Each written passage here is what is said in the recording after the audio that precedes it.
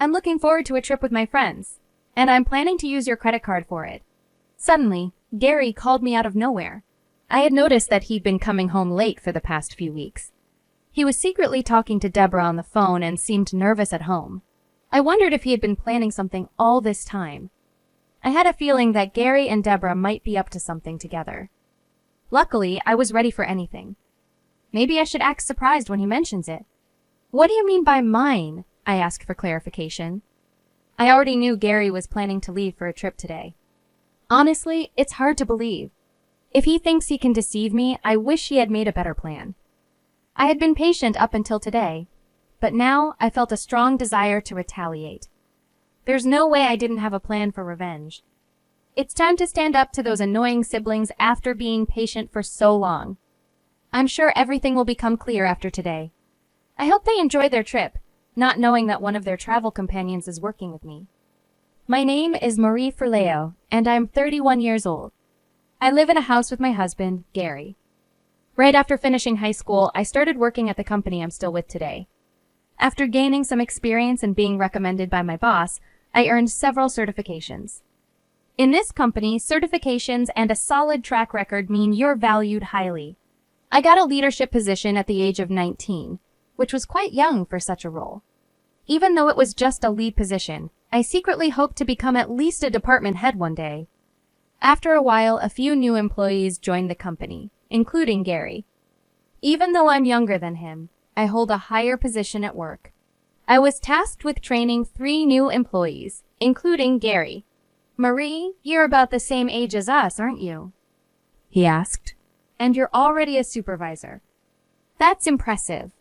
Yes, I'm probably a year younger or so, I replied. I've been working here since I left high school, so I've gathered quite a bit of experience. Gary often praised my early career planning, which was flattering. Eventually, he began showing interest in me, and although I was hesitant at first, I found myself falling for him. Our relationship developed in a typical fashion, enjoying dinners out and drives until we decided to move in together. Living with Gary, I noticed his untidy habits, but thought it was his way of being comfortable around me, so I didn't fuss over it. After some time, Gary proposed, and I accepted. We then started to plan our future together. Gary suggested, I'd like you to quit your job and stay at home. I'll work, and you can take care of the house. We should also start thinking about having kids soon, and I'm eager to buy a house and plan our wedding. How about we go for wedding house, then kid? What do you think? Gary, your plan sounds nice, and I'm not too concerned about the order, but we need to think about our finances, I responded. I don't intend to leave my job, even with kids in the picture. We should be flexible. Buying a house might put a strain on our budget. I understand, he said, but it bothers me that you earn more. I was hoping we could get a house right after the wedding. That might be difficult, given our financial situation. Let's focus on managing the wedding and house for now and consider children later. We'll decide on my job then. All right, let's do that, Gary agreed. Inwardly, I didn't want to quit my job, but I felt I had to propose this compromise to keep the peace. At our engagement party, I met Gary's family, but his sister Deborah was away and only attended the wedding. She barged into the bride and groom's room, looked me over, smirked, and remarked, "So, Gary chose you. A bit plain compared to his exes, huh? I'm Deborah, your sister-in-law. I'm someone who's straightforward with family, so just a heads up." I'm Marie. Nice to meet you, I said, introducing myself. Deborah gave a casual wave and exited the room, leaving me quite surprised by her blunt demeanor. It was clear from the start that my sister-in-law was a character all her own. Later, I met Deborah's husband, who seemed like a genuinely nice person. The wedding ceremony went smoothly, and Gary and I eventually purchased a house we both loved. With life getting busier, I dedicated more effort to my job. One day when I was busy, the doorbell rang. Gary went to answer it and returned, laughing and chatting with Deborah, who had decided to visit unexpectedly. "Hey there, Marie. Gary's doing pretty well, huh? Owning such a big house. That's good for him, being my little brother and all." "I've been working hard," Deborah remarked, making herself comfortable. "Marie, do we have any snacks or something? My sister's here, so let's be quick," Gary urged, his tone off-putting. I sensed a change in Gary's attitude. He seemed to puff himself up in front of his sister, likely implying he was solely responsible for buying our house. Although I contributed to the down payment and mortgage, Gary insisted on having the house titled in his name. At the time, it seemed inconsequential whose name was on the deed, but his portrayal of the situation to Deborah bothered me. Nevertheless, I chose to keep the peace and not stir up trouble. Here are some snacks. Gary really puts in a lot of effort, you know, I mentioned. Why does Marie sound so authoritative? She's not the boss or anything, Deborah commented. Well, actually, I am Gary's supervisor at work, I corrected her. Oh, is that so? I might not have mentioned that. Marie was already a manager when I started. She's been working since she dropped out of high school, so it makes sense, Gary chimed in, somewhat dismissively. Wait, you dropped out of high school? You seem so dedicated, yet you're less accomplished than me, Deborah provocatively said. Is there an issue with me dropping out of high school? I asked. Not really, but Marie, since you didn't graduate from high school and I'm your sister-in-law, I guess I can ask you for anything, right? Deborah suggested, misinterpreting the dynamics. That's true, Gary agreed, emboldening Deborah's stance. Marie, whatever my sister says goes. If you don't agree, I'll have to ask you to leave the house, Gary threatened, escalating the situation unnecessarily. The conversation with my sister-in-law and her brother left me baffled. Why would Deborah think she could demand anything from me just because I didn't finish high school and she's related by marriage? And the threat of being kicked out over it sounded absurd. Was this some kind of joke? I managed a polite smile and made my escape to the kitchen, but I could still catch Gary's voice, indicating they were serious about their strange assertion. Soon after, Deborah followed me into the kitchen with a request. Hey, Marie? I need a favor. Can I borrow about $5,000? That's quite a bit of money. What do you need it for? I asked, surprised by the boldness of her request. It's just $5,000. You have a good job, right? I need it to finish paying off some renovation costs, she replied, as if it wasn't a significant amount. But didn't you just show off your new condo? I questioned. Deborah brushed off my query and insisted, saying Gary had agreed to lend her the money and directed her to me. Why would Gary promise something like that without discussing it with me first? I wondered aloud. Deborah then threatened to mess with my job unless I complied. Fine. I'll lend you the money, but we're making a promissory note for it. And bring an ID with a photo when you come to get the cash, I stipulated, wanting to ensure I had a written agreement. Deborah begrudgingly agreed, showing up the next day with the required identification. Despite her complaints, I knew having a promissory note was crucial. This whole ordeal was eye-opening regarding how much Gary was influenced by Deborah. It seemed like standing up to her wouldn't have made any difference. Later, I discovered Deborah spent the borrowed money on luxury items. After the initial loan, she became more brazen, borrowing up to $12,000 in total. Each time, I insisted on a promissory note. Just when the situation seemed to spiral, I was called into the boss's office. Not for a reprimand, but for a surprise promotion from supervisor to manager. I was absolutely thrilled. Rushing home to share my big news with Gary, who had taken the day off, I burst through the door. I'm home. Gary, guess what? Welcome back, Marie. You look really happy. What's up? He greeted me. I just had a meeting with my boss, and you won't believe it. He offered me the position of department manager. I've always dreamed of climbing up to head manager, so this step is huge for me. Wait, what? You're getting promoted? Gary's confusion was palpable. Did you accept? Of course I did. Haven't I mentioned my ambitions to you before? His reaction took me by surprise. You think I should have asked for your permission? But you know, I've always wanted to keep my career. And as for not being promoted yourself, that's something for you to address. Shortly after, Gary made a call, presumably to his sister, because she showed up not long after. So, you think you can just snatch Gary's chance at a promotion? She accused. I haven't snatched anything. Promotions at our workplace are merit-based, I explained. but she retorted, suggesting I was belittling Gary. Before I knew it, they had taken my bank card from my purse.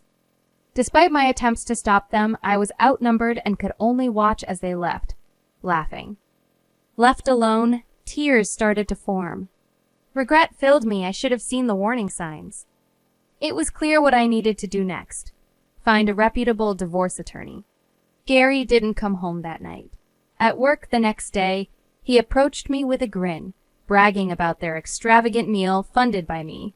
Handing over the receipt, I was shocked to see a $1,500 charge from a high-end barbecue place, along with $4,000 from luxury bars. I wanted to confront him right there, but with more colleagues arriving, I bit my tongue.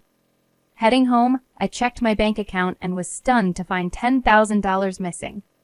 The reality of my situation was clearer than ever. I needed to take decisive action. When I returned home, I couldn't hold back my frustration. Gary, how could you justify spending $8,000 of my savings on luxury outings? That was money I saved before we were even together. His response was dismissive. Just got home and you're already on my case. That money? Not sure what you're talking about, and it's too late now. It's already spent. With that, he escaped to the bathroom, leaving me fuming and more resolved than ever to end our marriage. I sought legal advice over the weekend, and in the weeks that followed, I started the divorce proceedings. Gary's behavior didn't change. He kept coming home late and rushed out whenever he had a day off. Just as I considered hiring a detective, I received a call from Scott, Deborah's husband. "Hi, is this Marie?" he asked. "Yes, this is she. It's unusual to hear from you, Scott. I was wondering, is Deborah there?" "No, she's not." "Why do you ask?" "She's been returning late and leaving early on weekends, claiming she's at Gary's." "I was just checking." "That's odd. Gary's been acting similarly." "Honestly, I stopped caring about what they do," I confessed, feeling detached from the situation. Scott seemed concerned. "I've had enough too. I've thought about divorce, but haven't been able to go through with it." I shared my story with Scott about the money I lent Deborah and everything else. He expressed sympathy and mentioned he was close to his breaking point with Deborah. "Scott, maybe we should use what's happened as evidence. It sounds like we're both in unfair situations. Let's take a stand against their selfish behavior," I suggested, hoping to empower both of us to act. Scott agreed, and we discussed collaborating on our respective divorces. He then mentioned something odd about Deborah urging him to take a long vacation, and I recalled seeing travel brochures and club cards in a shelf Gary was secretive about.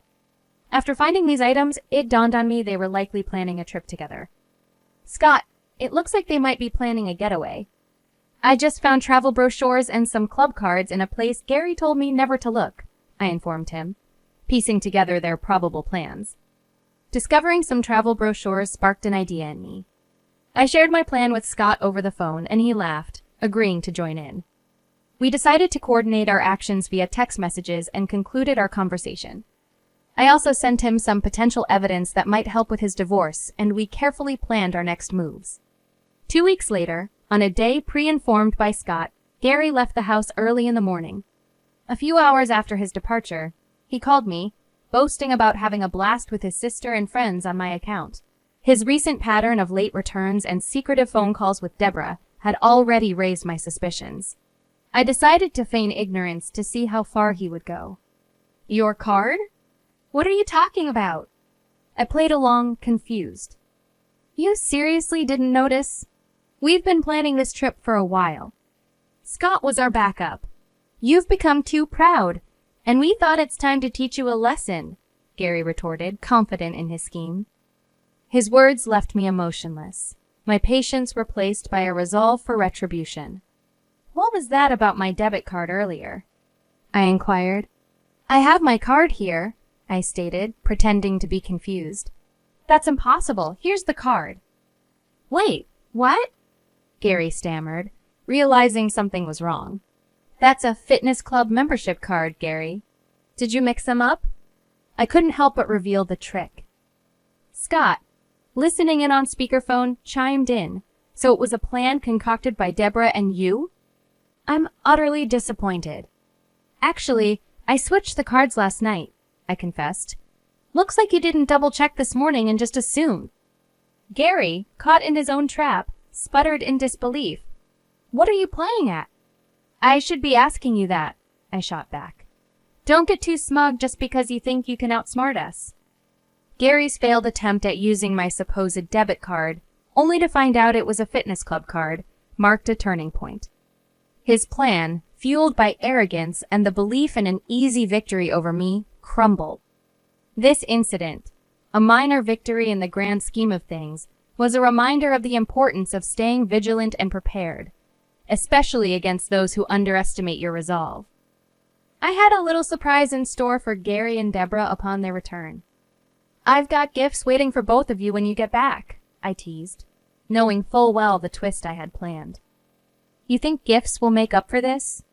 I only want cash, Gary retorted, thinking he could sway me with demands. We'll see, I said, adding a touch of mystery to my voice. Look forward to it. Ignoring their subsequent request for money, I ended the call and went to sleep, brushing off Gary's threatening message with a simple, "Is that so?" The next afternoon, my phone was bombarded with missed calls and messages. I first reassured Scott, then tackled Gary's relentless pleas for money. It's freezing here. We're in Ketchikan of all places, in March. Help! Their discomfort was a clear sign my plan had succeeded. You were counting on Scott, weren't you? Too bad he's on his way back here. Not stuck in Ketchikan with you. Confusion and desperation seeped through Gary's response. What do you mean? Scott's not here? Exactly, I confirmed. While you were busy plotting with Deborah, Scott and I joined forces. He's already boarded a plane back. The revelation left them stunned, and I ended the call with a clear message. Now, find your own way back. See you? I then prepared for the inevitable confrontation upon their return, organizing a final meeting with my lawyer to discuss the divorce. I anticipated Gary and his group's outrage, ready to face them with calm determination. As expected, upon their return, Gary and his friends stormed in, demanding explanations and threatening me with eviction. But when Scott, usually the peacemaker, raised his voice, commanding them to sit down, they were taken aback. This unexpected assertiveness from Scott marked a turning point, establishing a new dynamic that would shape our next steps. The lawyer wasted no time in distributing his business cards to Gary and Deborah, who appeared utterly bewildered by the gesture.